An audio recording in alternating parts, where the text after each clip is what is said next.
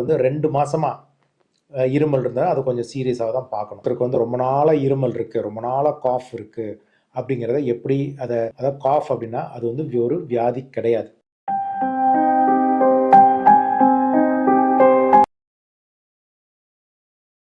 Hello, நம்ம இன்றைக்கி பார்க்க போகிற ஒரு டாபிக் என்னென்னா காஃப், இருமல் அப்படின்னு சொல்லலாம். இது நம்ம இதுக்கு முன்னாலே ஒரு வாட்டி டிஸ்கஸ் பண்ணுங்கள். எஸ்பெஷலி வெயிட் போட்டவங்களுக்கு எப்படி இருமல் வருங்கிறது. இது வந்து நம்ம ஜென்ரலாகவே ஒருத்தருக்கு வந்து ரொம்ப நாளாக இருமல் இருக்குது, ரொம்ப நாளாக காஃப் இருக்குது அப்படிங்கிறத எப்படி அதை பார்க்கணும் அப்படிங்கிறத எப்படி அப்ரோச் பண்ணுங்கிறதுக்காக ஒரு ஒரு வீடியோ. ஸோ ஃபஸ்ட்டு வந்து நம்ம வந்து இருமல், அதாவது காஃப் அப்படின்னா அது வந்து ஒரு வியாதி கிடையாது. அது வந்து ஒரு வியாதியோட சிம்டம். அதுக்கு வந்து அப்போ அந்த சிம்டம், அந்த இருமலுக்கு என்ன காரணம்னு நம்ம கண்டுபிடிக்கணும். லைக் ஜாண்டிஸ்ங்கிறது வியாதி கிடையாது, அது ஒன்லிய சிம்டம். அதுக்கு என்ன காரணம் நம்ம கண்டுபிடிக்கணும். அதே மாதிரி இருமல்ங்கிறது ஒரு வியாதி கிடையவே கிடையாது, அது ஒரு வியாதியோட ஒரு சிம்டம், ஒரு வெளிப்பாடு. சரி, ஓகே. பட் ஏன் இருமுறோம்? இருமல்ங்கிறது ஒரு ஒரு கெட்டது அப்படிலாம் கிடையாது. இருமல்ங்கிறது ஒரு நல்ல நம்மளோட ஒரு ப்ரொடெக்டிவ் மெக்கானிசம், நம்மளை வந்து பாதுகாக்கிறதுக்காக உள்ள ஒரு இது. இப்போ சப்போஸ் இப்போ இருமல், தும்மல், நம்ம இப்போ தும்மல் ஏன் வரும்? இப்போ நமக்கு வந்து ஒரு டஸ்ட் உள்ளே போகுதுன்னு வச்சுக்கோங்க. ஸோ அதை இருமுவோம், அந்த டஸ்ட்டை வெளியே கொண்டு வரோம். அதே மாதிரி இருமல் அப்படிங்கிறது உள்ள நம்ம லங்ஸுக்குள்ளே சளியோ நீர் கோக்குற மாதிரி இருந்ததுன்னா அதை வெளியே கொண்டு வர்றதுக்கு தான் நம்ம இருமுறோம். ஸோ இது வந்து ஃபஸ்ட்டு புரிஞ்சுக்கணும். ஸோ அது வந்து ஒரு நல்ல இதுக்காக உள்ளது. பட் அதுவே எப்படி நம்ம வந்து இதை அப்ரோச் பண்ணணும் அப்படின்னா, இப்போது அதை ரெண்டாக பிரிச்சுக்கலாம். ஜென்ரலாக பார்த்தீங்கன்னா அதை ரெண்டாக நம்ம ஒரு டிவைட் பண்ணிக்கலாம். இது இப்போ இருமல் அப்படிங்கிறது இப்போ ஒரு அடல்ட்டில் வந்து ஒரு பெரிய ஆளுக்கு வந்து 2 மாதமாக இருமல் இருந்தால் அது கொஞ்சம் சீரியஸாக தான் பார்க்கணும். அதேமாதிரி சின்ன பசங்களுக்கு ஒரு ஒரு ஒரு ஒரு மாதமாக இருமல் இருந்தால் அதையும் கொஞ்சம் சீரியஸாக தான் பார்க்கணும்.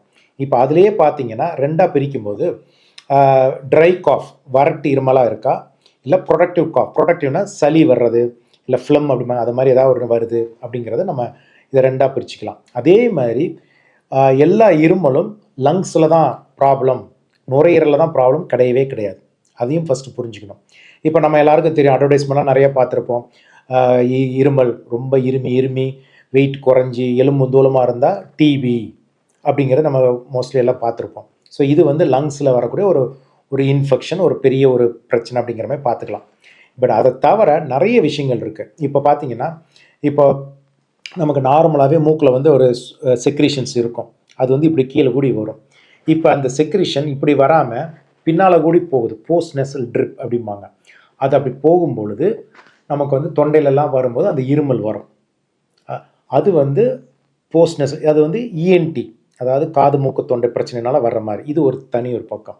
அதே மாதிரி நம்ம ஆல்ரெடி பார்த்த மாதிரி கொஞ்சம் வெயிட்டாக இருக்கிறாங்க, இல்லை ஆசிட் ரிஃப்ளெக்ஸ் இருக்கிறவங்க, அவங்களுக்கு வந்து வயிற்றில் இருக்கிற ஆசிட் தொண்டை வரைக்கும் வரும்போது அது இரிட்டேட் ஆகி ட்ரை காஃப், சாப்பிட்டோன்னே வர்றது, ஸ்வீட் சாப்பிட்டா வருது, காரமாக சாப்பிட்டா வருது, படுத்தோன்னே வருது, இதெல்லாம் ஆசிட் ரிஃப்ளெக்ஸ்னால் வரக்கூடியது. ஸோ அது வயிறு சம்மந்தமாக வரக்கூடிய இருமல். அடுத்தது இப்போ ஒருத்தருக்கு வந்து ஹார்ட்டில் ப்ராப்ளம், ஹார்ட் ஃபெயிலியர்பாங்க, அந்த பம்பிங் ஆக்ஷன் சரியில்லை அப்படிங்கும் போது என்ன வரும்? ஸோ லங்ஸில் தண்ணி கோர்க்கும், அந்த தண்ணியை வெளியே ஏற்றுறதுக்காக நம்ம வந்து அந்த இருமல் வரலாம். ஸோ அதுவும் ஹார்ட் சம்மந்தமாக வரக்கூடிய இருமல். அதே மாதிரி மற்ற பிரச்சனைகள்னால் இப்போ லங்ஸில் ஒரு ஆஸ்மா இருக்குது, அவங்களுக்கு வந்து இல்லை ஒரு சிஓபிடி இருக்குது, லங்கு வந்து டெஸ்ட்ராய் இருக்குது, அது மாதிரியும் வரலாம். இல்லை ஒரு புறை ஏறுது அப்படின்னு சொல்கிறது வந்து இந்த ஆசிட் ரிஃப்ளெக்ஸ் வந்தாலுமே, இல்லை பஞ்சண்ட்டாக ஏதாவது ஒரு காரமாக சாப்பிட்டோம், இல்லை ஒரு மாதிரி இரிட்டேட்டிங்காக இருக்கும்போது அதுவும் நம்ம ப்ரொடெக்ட் பண்ணுறதுக்காக காஃப் பண்ணுறது. இப்போ ஸ்மோக்கர்ஸ் காஃப் அப்படின்னு இருக்கும். இப்போ சிகரெட் பிடிக்கிறவங்க, அவங்க டொபேக்கோ யூஸ் பண்ணி அவங்க பண்ணுற, அவங்களுக்கு வந்து ஸ்மோக்கர்ஸ் காஃப். ஏன்னா அந்த கெமிக்கல்ஸ், அந்த ஸ்மோக்கிங்கில் இருக்கக்கூடிய டாக்ஸிக் கெமிக்கல்ஸ் அப்படின்னு சொல்கிறோம், அந்த கெமிக்கல்ஸ் உள்ளே போய் லங்ஸில் டெபாசிட் ஆகும்போது அதை வெளியே தள்ளுறதுக்காக உடம்பு வந்து காஃப் பண்ணிக்கிட்டே இருக்கும். ஸோ இதை மாதிரி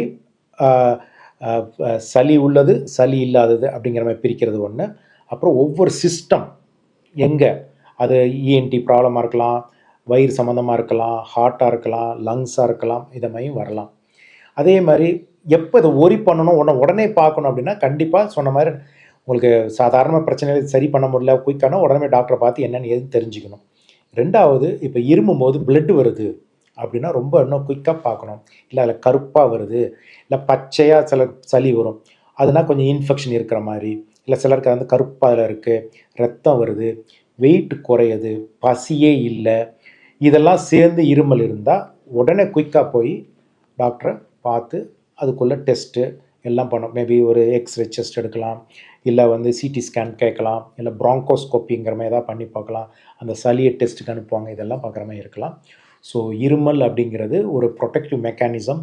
அது வந்து ஒரு நம்மளை பாதுகாக்க இருந்தாலும் அது வந்து ஒரு வியாதி கிடையாது. அது ஒரு வியாதியோட ஒரு சிம்டம், அதோட ஒரு வெளிப்பாடு. அதனால் அது தொடர்ந்து இருந்ததுன்னா கண்டிப்பாக டாக்டரை பார்த்து என்னென்னு தெரிஞ்சுக்கோங்க. வணக்கம்.